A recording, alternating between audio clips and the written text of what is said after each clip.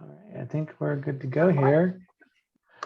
All right, well, thanks everyone for attending. Really appreciate it. I know, everyone has a lot of stuff to do, but we're happy that you're here with us today, and you're here to share with to join us in talking about Disability Inclusion 101. Where are my resources at? And so it's going to be a lively conversation here. My name is Larry Worth. I am board president of Disability in Ohio. I'm also senior vice president for Rangam Consultants. But right now, I'd like to turn it over to Samantha and John as we go into the slides here. So thanks again, everyone, for joining us. All right, thanks, Larry. Like Larry said, my name is Samantha. I am the executive director at Disability in Ohio. If you're not familiar with us, we provide resources to Ohio employers, valuable information to support their own disability inclusion initiatives. Today's webinar, our topic is going to focus on providing Ohio employers with information and resources that are available to them, and how those resources can help you in your own journey to disability inclusion, which would include recruitment, hiring, onboarding, training, retaining diverse talent. And a little bit about what we're going to cover today. We are going to go through some introductions, and I'll introduce John from Rangam. He's going to kind of lead us through the first segment of this webinar, and then I will take over and go through some of the resources that Disability in Ohio can provide to them. Like I said, I already introduced myself, but just to add, I am also the senior accommodation consultant at Amazon for Ohio and Pennsylvania. And then joining me today are both Larry and John. They're both with Rangam Consultants. John is the Learning and Development Director. He's also the subject matter expert on neurodiversity, disability inclusion, and autism. So without further ado, I'm going to hand things over to John. Thank you so much, Samantha. And thank you, Larry, for the welcome. Hello, everyone. Thank you for joining us today. I am excited to talk to you about some great resources around strategy for disability inclusion, attracting, supporting, and retaining talent. I've got some great tips for you today about how you can really enhance your efforts in this area. So I do want to mention that first and foremost, I actually live in Ohio. I live in the Akron area. I'm an alumni of the University of Akron, and I've worked in Ohio in a variety of areas, but one of them is around disability services for adults with disabilities in the area of employment. And so I've had the pleasure of getting to know a lot of wonderful organizations in Ohio, universities, colleges, adult service organizations, state agencies. And so not only am I talking about a great topic that is relevant nationally, but I get the added benefit of sharing some additional insights that I have just on how it might work in Ohio from personal experience. So I'm going to turn it over to Larry, and so that we can learn a little bit more about Rangam and what we do here. Sure. Thanks, John. And again, Larry, I'm an executive at Rangam. And actually, Rangam is a minority woman disability-owned global workforce solutions company. We are a Adobe through Disability In. Very, very proud Adobe. And again, I also live in Ohio, just north of Columbus, and I've been in the disability world for over 15 years, working with organizations to help them create their disability hiring program. And through Rangam, we, again, are a global workforce solutions company, which means not only do we provide staffing and talent, but we also work with companies to build their programs. We've been in operation for 25 years. And then I've actually known Rangam for several years, but I've worked on staff now for 3 years. Very, very proud to be in this space. Very proud to be a member of Disability nationally, as well as here in Ohio. We can move on here to the next slide here. So we do all types of hiring at Rangam, and we're considered a diverse supplier, and we all, which means we are minority owned, but also the talent that we provide is diverse. Our sourceable program, as you can see here, is our program specifically to work with corporations and talent to help them create their hiring program and bring in wonderful candidates and hires. You can see all different types of things here. Again, it's not necessarily a sales pitch for what we do. We really want to get to the main bit here with John, but just wanted to set the standard of we work in this industry, working with corporations of all sizes globally on their programs. So John is going to lend his expertise and guidance on not only how you get started, but how you can really work towards sustainability of these programs. And that's great because we want to, when we talk about hiring people with disabilities, it's not just about the hiring. It truly is ensuring that they are supported through the process, and then once they get on the job as well. I myself am neurodivergent, and many people who actually most of who work with us are as well. So what we do here and the guidance that we provide truly is from lived experience, as well as 15 plus years of experience in this industry. Sorry, it's a little late in the day. So with that, again, want to thank you all for attending today. And John, I'll let you take it over.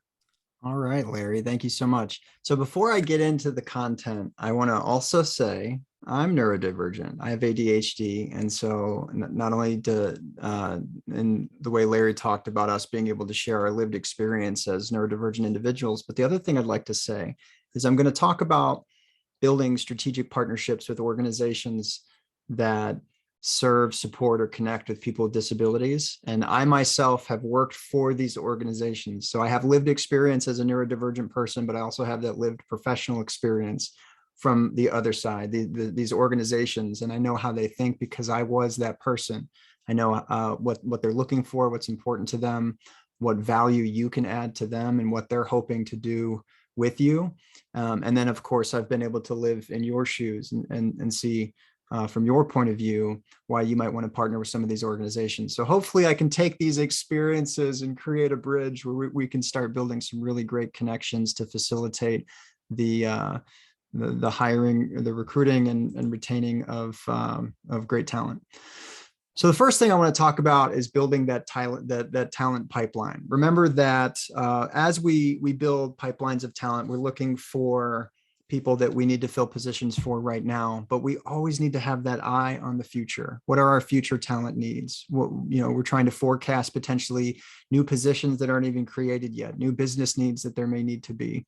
And so doing outreach right now to build these partnerships, whether they have talent for you now or not, will lead to creating the talent of tomorrow. So recognize that even if you are talking to an organization, I just want to say this first and foremost upfront, even if you're talking to an organization that can't meet your immediate needs, that investment is not a waste. That investment can be meaningful for the future. So just remember, this value here is always at the forefront of our minds as we're talking about partnership. So let's kind of get into this. What are some of the benefits of building partnerships? And I will talk a little bit about what types of organizations I'm talking about here, but just partnership in general. Well, one, it raises brand awareness about your company. If you are trying to attract talent with disabilities, neurodivergent talent like myself and Larry and others, if you're trying to attract specifically autistic talent, which some companies have specific programs, you need candidates to be aware that your company exists. You need candidates to be aware that you have a program that values them, that is inclusive, so that they can be their true authentic selves at work. And so partnering with these organizations is going to do a lot for you. First of all, almost every one of these organizations has a social media presence, right? And they engage with that talent community on a regular basis. And so connecting with them has a tremendous value from a brand awareness standpoint. We also know that 97% of consumers prefer businesses who hire people with disabilities. So not only is it good for attracting talent, but it's also great to resonate with potential clients or customers. So this is a huge value add that can't be understated. The next thing is sharing those current and upcoming needs. Now, this could mean that you're educating this partner on what your specific needs are for your industry, or maybe some of those things that you know are going to be happening in your industry. I can't tell you how many things I've learned about different industries I'm not in because I partnered with a business. and they taught me, and it made me more effective at my job at that time of supporting people with disabilities and their employment needs. So sharing those current and upcoming needs is going to allow these partners to then more effectively prepare candidates for those types of careers. And the more aware they are of the types of skills you're looking for, the types of characteristics you're looking for, the types of knowledge or experience you're looking for, the more likely it's going to be that these support organizations can support people to develop those needed skills or the experience or the education that you're looking for. So when time comes, they're qualified for the roles you're looking to fill. So sharing current and upcoming needs is a really great added value you can bring. Another one is educating partners and talent regarding any industry or career specifics. So, that this could be, certain things that are important to your industry, things that are happening, particular, benefits of careers, organizations to belong to, materials to own, things that can be really beneficial. So, for example, if you think about the information technology industry, a lot of people who are supporting individuals with disabilities in employment might not be IT experts. So when you get to that point where you're looking for someone who has knowledge in a variety of coding languages, well, they might not necessarily be familiar with all those coding languages. So sometimes providing that type of information, what are the most common or most desirable coding languages as one example, that can be great information to share with a partner that's going to help you get more qualified talent in the long run. And then the last thing that could be one of the most important is it's going to give you the opportunity as an organization, as an individual, to gain valuable insights into the disability talent community. You're going to learn more about the impact of certain terminology or language use. You're going to understand certain issues that are important to this particular talent community. You're going to gain deeper insight and understanding into the maybe systemic barriers that exist that people face that you might not be aware of. And it's just going to give you a broader appreciation, understanding, and in the long run, deeper empathy for people, which here at Rangam, we believe empathy is the single most important characteristic of any human being on the planet. And it's also one of the most crucial aspects of fostering an inclusive workplace where everyone can be their true authentic selves. So all of these things are great benefits to partnership. And, these partners can be a huge asset to the success of your disability hiring programs.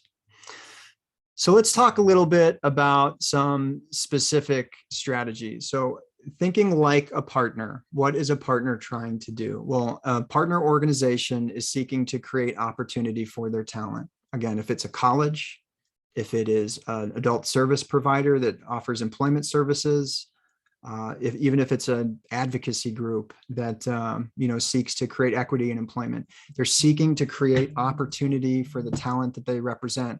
And it's typically part of their mission. Many of these organizations are nonprofits, not all of them, but many of them. And if they're not a nonprofit, they're probably a very mission-driven for-profit. So recognize that this is really why they exist. So in the process of building the partnership, if you want to add value, help them achieve this goal by offering internship opportunities, create experiences where someone can explore careers and learn about careers to see maybe what sparks joy or interest in them, or maybe where they have skills, connecting and engaging to offer apprenticeship programs or other learning engagements.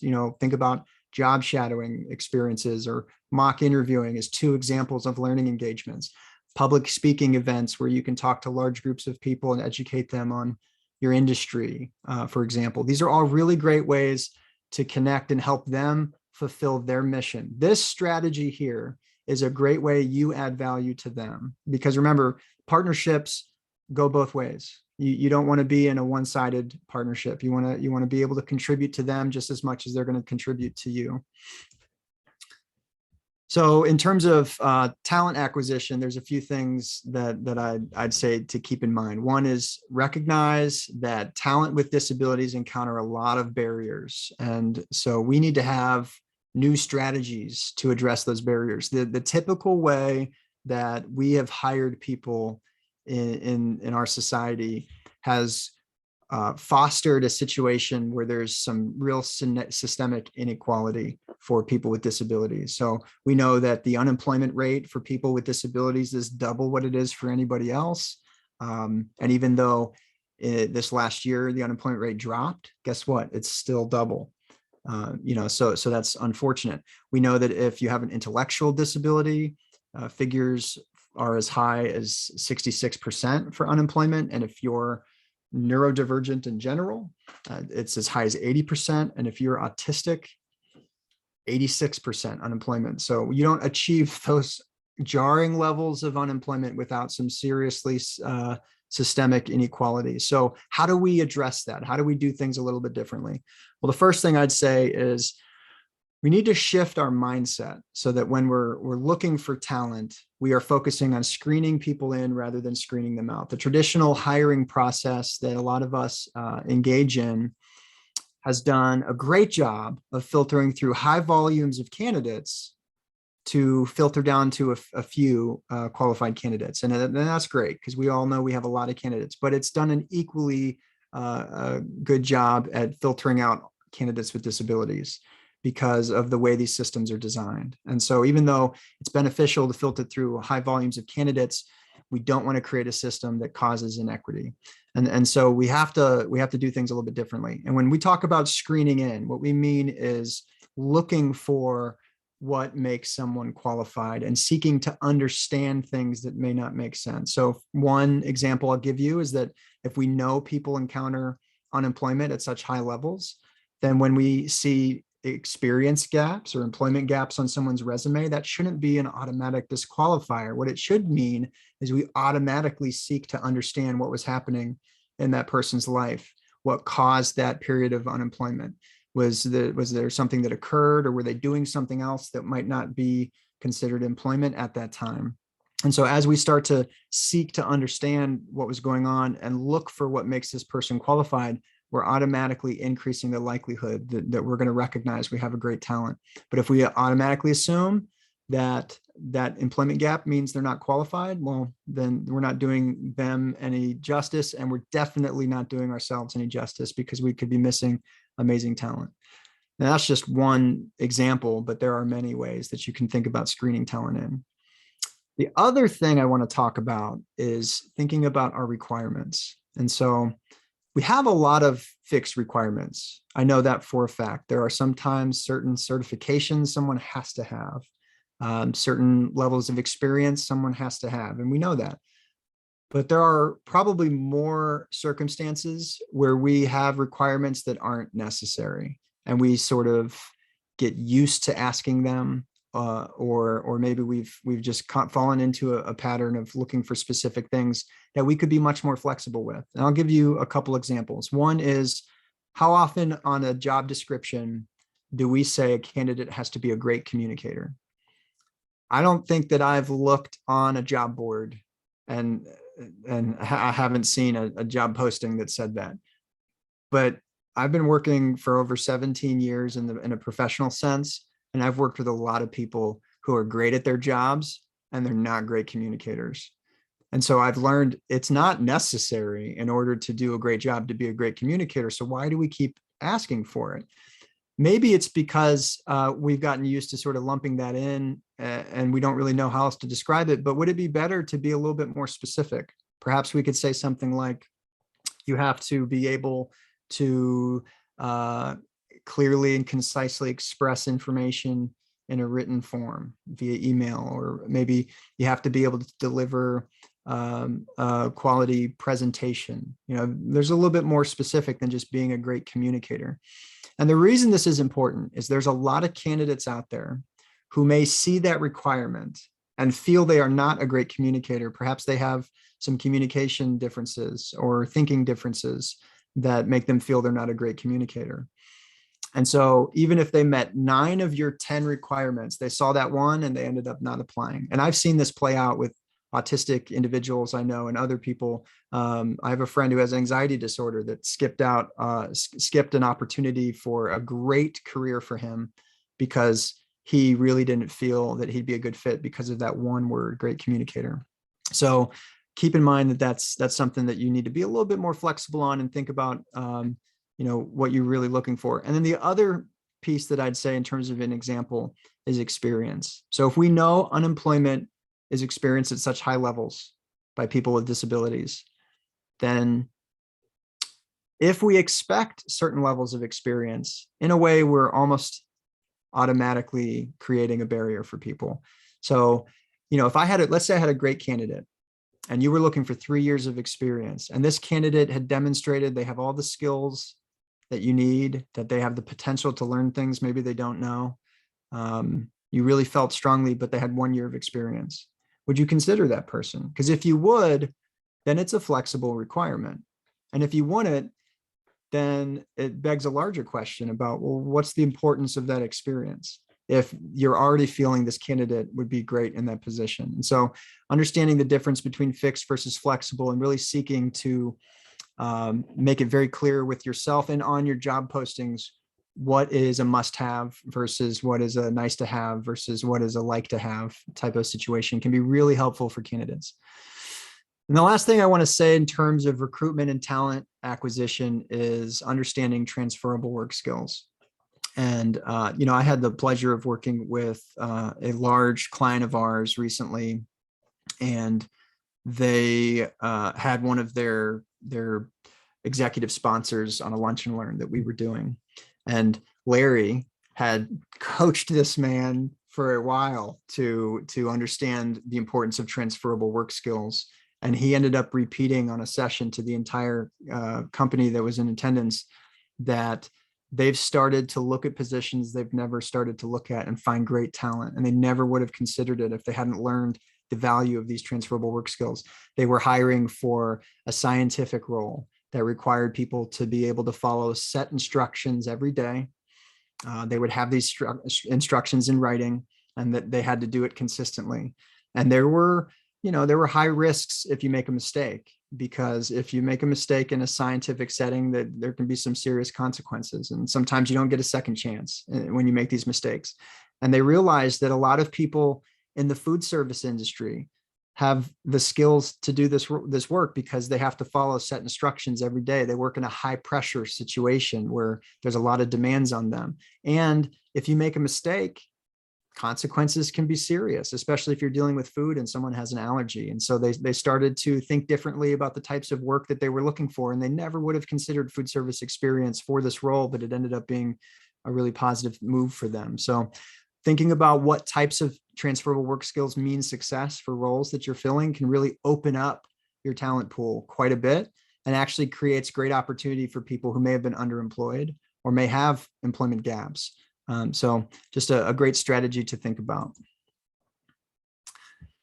So talking about retention strategies, one of the things that I like to touch on, and this is a quick one, but just understand that the atmosphere of inclusion needs to be baked into the idea that every person needs to bring their true authentic selves to work, right? And you're going to hear us say that time and time again. If someone can be who they really are at work, they're going to thrive. All the evidence shows us that people thrive when they can be themselves. And that in turn affects the entire workplace. And so if we truly value these differences people bring, and we don't see one way of doing something is better than another, one way of thinking is better than another, and we really don't have an ableist perspective to the way we work, it's going to go a long way. So just remember that if we really want to retain people, one of the best strategies that you can implement is really focusing on the culture piece of letting people be their true authentic selves. All right, now I want to talk a little bit about the support ecosystem. This is a model that we implement to great success here at Rangam with our clients, and it's really effective. So essentially what the support ecosystem entails is creating an environment around the candidate so that they thrive in the most natural setting possible. And what that means is having support in place that allows the person to really excel and reach their fullest potential. Okay. The purpose of any support we provide a person should be to improve their quality of life. And keep in mind that work, doing a great job, is a huge part of quality of life. If I can do a great job, a lot of good things are going to happen. I'm probably going to get promoted. I'm going to get the opportunity to do some really great things that might have an impact on people's lives. I may get more pay. I may get recognition, which feels really wonderful. through my job, because I'm doing great work, I'm going to keep my job. And so I'm probably going to be able to afford things in my life that add quality there as well. And so, supporting someone and doing a good job is really adding to their quality of life. But there are some ways that are more effective than just, providing accommodations, though that's really helpful if somebody needs it, of course, but also connecting individuals with their peers. And so one of the most effective strategies we see is something called natural supports, where we create relationships in the workplace where people can lean on each other and rely on each other. And a natural support or a peer support in the workplace can be the difference maker between someone succeeding and thriving and someone really struggling and ultimately not doing very well. And so peer supports may share information that is sort of part of the social contract of work that we don't write down. They might be the person that lets somebody know sort of the appropriate social expectations in the workplace. They might help someone work through a conflict with a peer or another coworker. They may be someone that helps them walk through how to have a conversation with their manager. You never know what types of things can come out of these relationships. It could be the person that helps the individual get home from work one day when their car breaks down. We've all been there where we had somebody that supported us. And so setting these relationships up for a person so that we don't just rely on an individual to do it, we're ensuring success. But don't forget that people who provide support also need support, because sometimes maybe you're taking a little bit of time away from your work, or maybe in helping someone through conflict, it's a situation where maybe you care very deeply, and so you start to have a little bit of stress sometimes. I've been there where I'm trying to help somebody else out, and I take on a little bit of the burden. And so we don't want to forget to support those peers as well, those support people. And so that's where a great mentor or a manager can come into play. A mentor can support talent. They could also support the individual who's the peer support and give them guidance and advice and recommendations that can really be helpful. And then, of course, managers' roles in the process, giving them strategies that can be really effective, that increase engagement and focus on responsibility, are really helpful. And then the other thing we like to add here is generally we'll assign some type of duration to these relationships and hope that they continue naturally. So it's almost like sort of conducting a human experiment where you're setting things into motion and you're ensuring that they start. And more than likely, when these things are started, even though they may not start organically, they end up taking on organically. And so it's a really effective strategy that we find to be really successful. And the other thing that I want to talk about is universal design. And so I'm not going to talk about all of these in depth. Okay, these are all very specific things that you could learn more about. Pretty easy if you dive into some research on these: equitable, flexible, simple and intuitive, perceptible information, tolerance for error, low physical effort, size and space. I just want to talk about it in concept, really. So the idea behind universal design was originally established to focus on spaces and environments, okay? And this comes from a deeper question about society and how we think about limitations, right? When we often think about disability, it's pretty easy for us to immediately associate in our minds the first thought being the limitation a person has. You see someone using a wheelchair, and the first thought that may involuntarily pop into your head is the limitation because of what you see and what you've sort of been conditioned to think about disabilities. But what we learned in 1990, when the Americans with Disabilities Act was passed, is that limitation can be manufactured. Because before that time, we thought that people who used wheelchairs had a limitation. And they really did at that time. They couldn't access spaces they needed to or wanted to without a lot of support because spaces weren't accessible. But after 1990, when we started to see accessibility become required, we saw this limitation evaporate from millions of Americans who use wheelchairs because we saw more curb cutouts and ramps and elevators. And if that same type of thinking can be applied in the way that we design processes and systems, the way we interview people, the way we do performance evaluations, to try to create broad equity, broad accessibility, then more people thrive in these situations. And so that's really what universal design preaches. And it's one of the things that I love about it. So the reason I want to talk about it is, if you think about supporting people, anything you do that is more universal is going to be more impactful for a larger number of people. So an example I'll give you is the iPhone, right? If you think about the iPhone, it's simple and intuitive. It's designed in a way where most people can pick it up. My 3-year-old picked up an iPhone the other day and figured out how to do something I didn't even know how to do. And he doesn't even know the alphabet, right? Because of how simple and intuitive it is. It is accessible for so many people. And they baked in a lot of really great accessibility features into it so that if you needed some extra added support, it was already there. No one had to go do anything for you. You could do it yourself. And so when you design something in that way, you create a situation where anyone can use it. And so we need to start thinking about our processes this way, and we're going to have a much broader impact. And then when it comes to the way our talent engage with our process, we're going to make our workplaces much more inclusive and accessible. So it's something that I like to throw out there. Now, the last thing I want to touch on before I move on to some specific strategies is the types of partnerships that you could have. And I was going to mention this earlier, but I've thought about waiting till Q&A, but I decided I'm not going to do that. So one very common type of partnership is universities and colleges, right? And so just some basic information about how you might work with a university or college.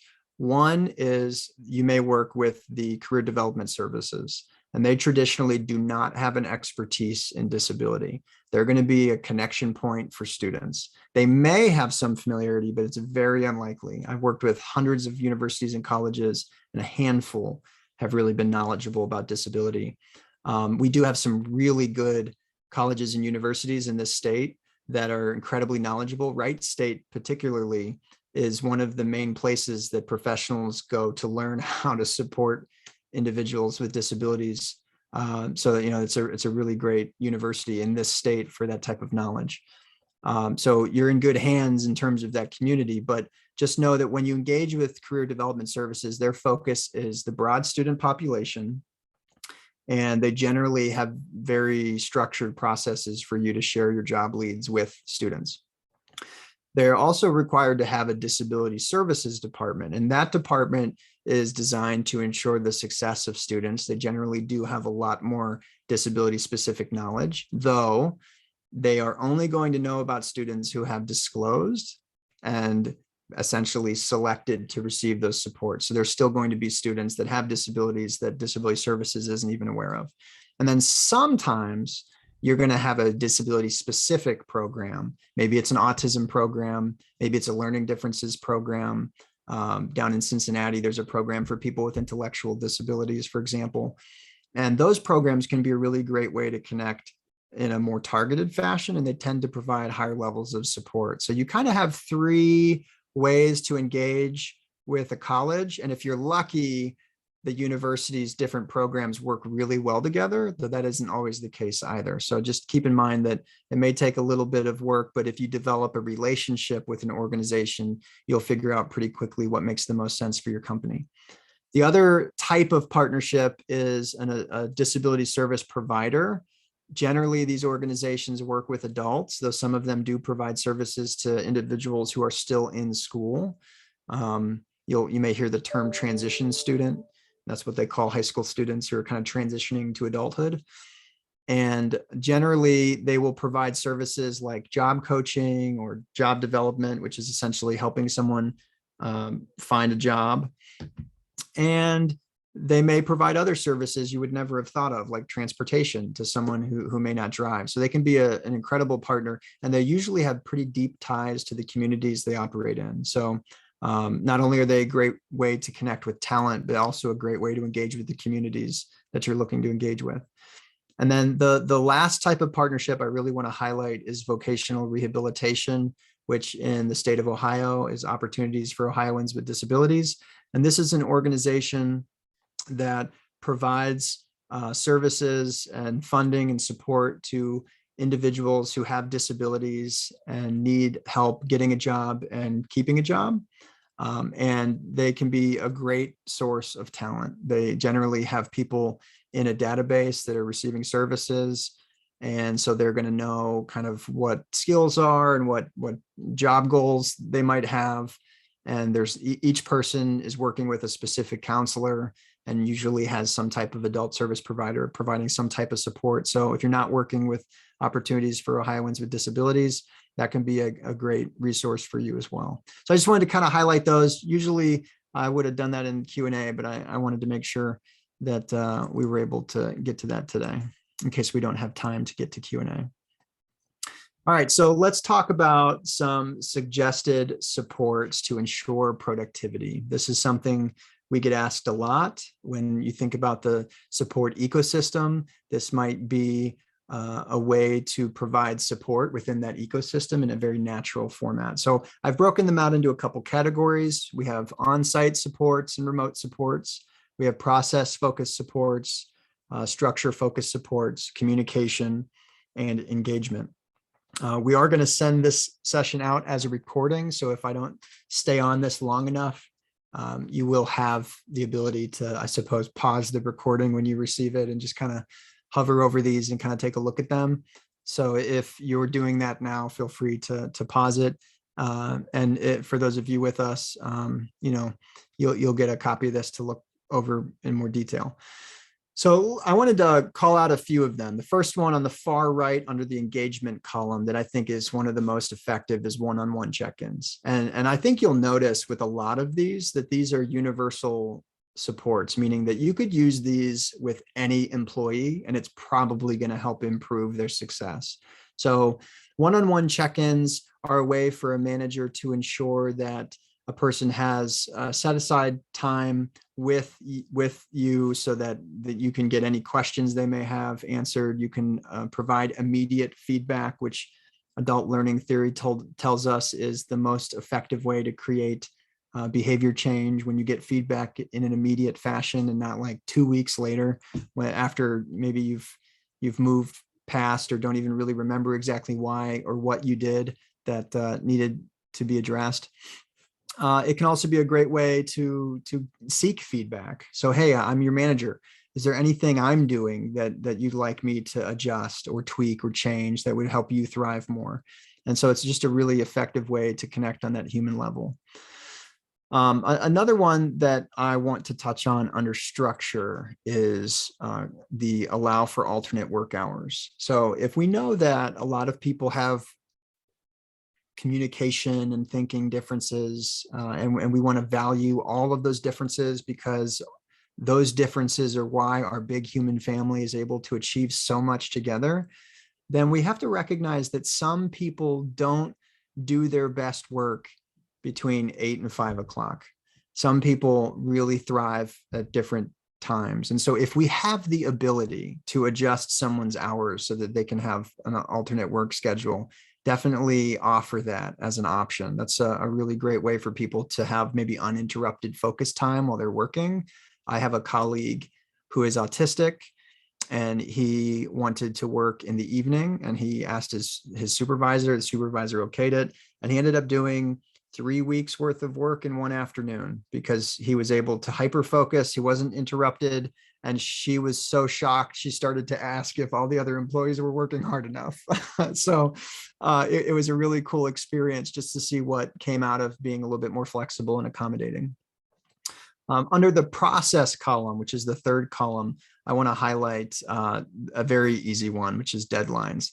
So if you are an individual that may organize thoughts differently in your brain. I personally have ADHD, so I have a brain that can really think creatively with ease. So if you gave me a creative problem or something that required high levels of critical thinking, I could probably sort of think through that quicker, or maybe with a little bit less work than someone who's more process focused. But when you give me a task that involves a lot of intricate little pieces and parts, you may see me struggle. And so sometimes that might mean that I'm not as organized in the way that I think. And so I have to apply a lot of structure to my day to help me stay efficient. And one of the things that really helps me in terms of efficiencies is having a deadline. I get asked for things often, and someone might not give me a deadline, or they might say, it's really not urgent. And guess what? I'm probably not going to prioritize that project, because if it's not urgent, I'm getting all these other things that are urgent. So giving people deadlines is a great way to ensure they understand what the expectation is, and then they can prioritize accordingly. And then the last thing I want to talk about from an on-site perspective has to do with just sensory in general. So you'll see a lot of these things: quiet area, the lighting, high traffic areas, and of course, noise canceling headphones. Many people, because of our brain differences, have some sensory differences as well. And so some people are very sensitive to sounds. Other people are sensitive to lights. I know when I go outside, my eyes are very sensitive to light, and I can get headaches if I'm not wearing sunglasses and stuff. And so many people have that experience. So when you have an employee who might have a disability or be neurodivergent, be aware if they have any kind of sensory needs, so that you take those things into consideration if there's anything you can do. Again, the person is going to be the best source of information about whether they need some support or adjustments or anything like that. But these are just things to be aware of in your environment. So hopefully you get something from this. I think that it's some great information. So again, if you watch the recording later, or if you're listening to the recording now, just pause it and take a look at some of these, and hopefully you learn something that you haven't done yet. So, all right, well, I want to thank you for the opportunity to talk to you about some simple strategies we can all use to make our workplaces more effective and create partnerships with organizations that'll help us attract talent. And I'm going to turn it back over to you, Samantha, to walk us through some resources that might be available to everyone. Perfect. Can you guys hear me? Just had to pop myself back off of mute. Absolutely. So thanks, John, for walking us through that. Yeah, no problem. And let me know if you want me to stop sharing, if you want to share anything on your screen. If you actually want to just click on, well, let me just kind of go over this slide, and then I'll have you click on the link to our site so I can just kind of go through the resources there. But John gave us a lot to think about in terms of our organizations and how we structure our job postings and our requirements for different positions, how we think about our universal design within our facilities, and then ways that we can provide universal supports to those employees. And I'm sure that leaves lots of folks with lots of ideas and reeling on, where do I go from here? So how do I implement some of these things, and what supports are available to help me with that? And there are lots of great free resources as well as low-cost resources. Of course, feel free to reach out to Rangam if you feel like you would like to inquire about their consulting services. I know John kind of touched on OOD. And then, of course, Disability in Ohio, feel free to reach out to us. We would love to invite you to connect with us as a member, or if you want to get involved at a higher level, you could join us as a board member. We do have board members from many Ohio organizations, including Rangam, myself at Amazon, Cardinal Health, Huntington Bank, Fifth Third, P&G, Coda, Corey Electronics, JP Morgan Chase, CVS Health. So we've got some great organizations represented on our board. And if you would like to be part of that, we would certainly have you. And you can check out more resources on our website. We do have a link to our resources. So John, I'll let you go ahead, and if you want to click on over to our website and pull that up out of the middle. Sometimes it's opens in a new window and doesn't share super easy. So I can always share my screen too. Can you see it right now, or did I think I might have shared my PowerPoint instead of my screen. You probably shared your PowerPoint. Nope, not seeing it. Yeah, let me go ahead and do this. That's funny. I figured I would do that, of course. How about that? No worries. Good. Yeah, we're all good. If you want to click on the resources tab for me. Right here. Yep. Yeah. Alrighty, so John already told us a little bit about OOD. I did just want to add, while they can also provide you with some talent support and source talent to your organization, they also provide free training. So if you're kind of new to disability inclusion, it would be a good resource to reach out to them. They at least they used to, I don't know about post-COVID, come on site and provide training to like managers. They can help you, with training managers on how to interact with and retain and support individuals with disabilities within your organization. So definitely look into that if you haven't already done so. You could scroll down just a little bit for me, John. Disability in National, we're an affiliate of Disability in National. They do provide consulting, mentorship programs. They have an annual D&I conference, which Larry was just at last week, which has lots of opportunities for you to learn about specific topics that might be of interest to you in your disability inclusion journey. They also have a disability equality index. If you haven't heard of that, we had a webinar earlier on in the year about that. It is a comprehensive benchmarking tool that helps employers that participate build a roadmap of like measurable actions that they can take to help drive their DI and equality within their workplace. So if you haven't looked into completing the DEI, I would definitely recommend you take a look at that, because it can be a good starting point or launch point for you and your organization. And then I'll just touch on a couple more because I know we're getting kind of short for time, and Larry and John, feel free to add anything else about these organizations if you have specific examples of ways that you've heard employers engage with these organizations. Big ones though, askEARN, they do provide webinars, just like most of these organizations do, as well as some self-paced online trainings for employers. So you could definitely go on there if that's more your pace, offer that or ask your employees to get on there and take their self-paced online trainings. And then a big one when we're talking about universal supports or supports for people with disabilities within your workforce, sometimes accommodations come up. So when John was talking about noise canceling headphones, or maybe glasses, if there's a lighting concern in the workplace, definitely reach out to the Job Accommodation Network or JAN.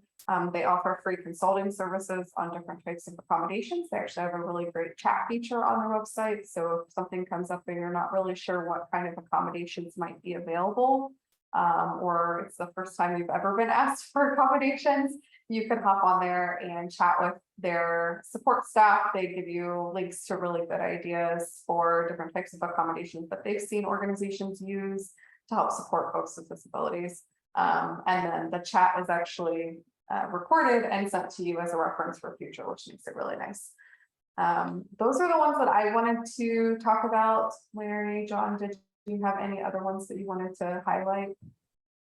So those are definitely the big ones, particularly for school in our state. And of course, I'd always recommend, if you're not sure where to turn to us first. Disability in Ohio. That's what we're here to do. We're here to work with all of our employer partners throughout the state. So you can absolutely use us as a resource. Our board has many experts who have developed and run and scaled their programs. So definitely would love to have an opportunity for you guys to ask questions to us, of course. Yeah, and I don't have my email address on the website, but if anybody tuning in now or later watches this and has questions about how you join our membership, our general membership is free. So there is a membership button at the top of the website, but you can also reach out to me via email. My email is samantha.butom, so my first and last name, at di-oh.org, so our website URL. With that, I think that kind of brings us to the top of the hour, unless anybody else has anything they'd like to add. I just want to thank John and Larry so much for being here today and helping us present this webinar. And thank you, Samantha, as well. Appreciate it. Yeah. You guys have an awesome weekend. All right, Irene. Thank you. Take care. Bye-bye. Okay.